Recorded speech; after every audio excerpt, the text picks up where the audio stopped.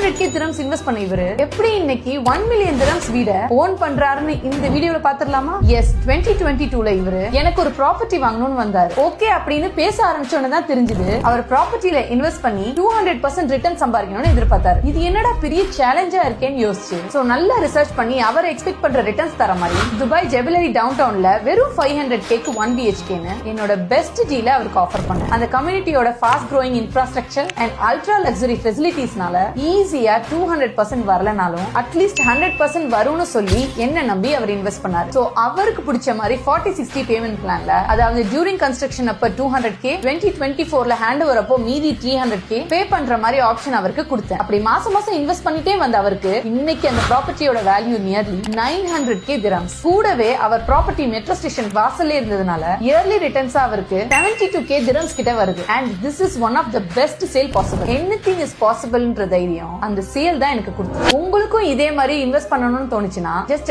Of plan comment பண்ணுங்க, நானே உங்களுக்கு DM பண்றேன்.